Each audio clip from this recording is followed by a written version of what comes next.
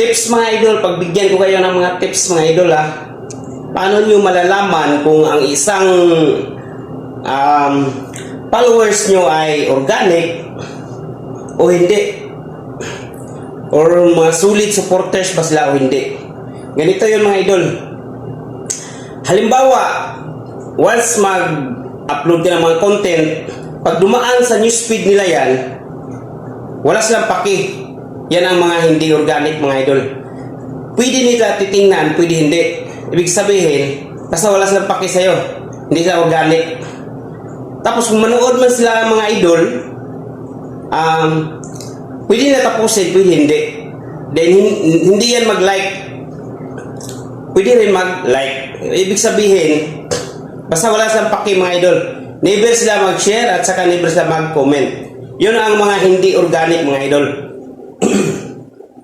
Pero pag organic yung followers mo, pag dumaan yan sa wall mo, kahit nakakasawa na, kahit parang nasasawaan na sa mga mukha mo, mag-like pa rin at tapusin pa rin niya yung video, manood pa rin siya, mag-react, mag-comment, depende sa kanya kung i-share o hindi. Basta pag dumaan sa wall niya o dumaan sa newsfeed niya, talagang panoorin niya. Yun ang mga organic or solid supporters na followers mga idol. So, yun mga idol. Tapos, mayroon din tayong mga silent viewers mga idol. Kaya mag-ingat tayo din sa mga silent viewers.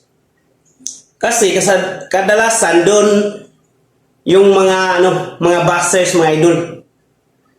Nandun kadalasan yung mga buzzers. Di ba? Kasi yung mga silent viewers, manunood lang, tapos, hindi nila tapusin, or hindi sila mag-comment or mag-share, never sila mag-react. Ang worst lang dyan mga idol, naghahanap lang sila ng butas kung saan kanila titirahin or ibabas. Di ba? Tulad dito mga idol, to, nangyari sa akin, halimbawa, ganito, kilala ko to, kilala niya ako, di ba? Hindi ko na lang yan i-mention mga idol, di ba? Hindi naman yung pangalan. So, never yan nag-react, never nag-comment, never yan nag-share sa mga content ko. So, ginawa niya mga idol, nung nag-upload ako ng ganito na content, bigla siyang nag-react. Yan ang sabi niya mga idol, di ba? So, kakilala pa, kapitbahay lang ng purok. Di ba? Lang kayo, magkakilala, schoolmate, ganun. Hindi nga yan sumusuporta. Ano yung point ko mga idol? Hindi siya solid supporters o hindi siya organic followers, pero silent viewers yan mga idol. Isa siyang silent viewers. Nanonood lang, tapos naghanap ng butas saan niya ako titirahin. Kahit na bibigyan ako ng 1,000,000, hindi naman ako kakain ng tae mga idol. Hindi naman tayo nag rito sa social media dahil walang-wala na tayo. Gusto natin magpasikat. Hindi naman sa ganun mga idol. Ibig lang natin i-share kung ano yung talent or skill natin dito mga idol. Ipapakita natin dito mga idol, di ba? Hindi naman tayo kailangan nga kumain pa ng parang sibuy tapang. Kumain pa ng dumi-dumi parang sumikat. Hindi tayo ganun mga idol. Di ba? So, minsan kasi, doon bumabata yung kahit hindi tayo professional, doon natin ipapakita na we act into professional way. Di ba? Pero mga idol, sa akin lang, kung bumabase po ako sa message niya, masabi talaga natin na pag ganitong klaseng tao, hindi yan professional. Tapos kilala mo pa. Hindi, never yan nag-comment, never nag-react. Wala siyang mga like, comment, wala. For the first time lang niya nag-comment na ganyan, Anong ibig sabihin? Di ba? Kung hindi siya naiinggit, ano siya mga idol? Di ba? Ibig sabihin, gusto lang niya hihilain yung tao pababa. Ayaw niyang sumikat. Hindi naman tayo magpapasikat dito mga idol. Di ba?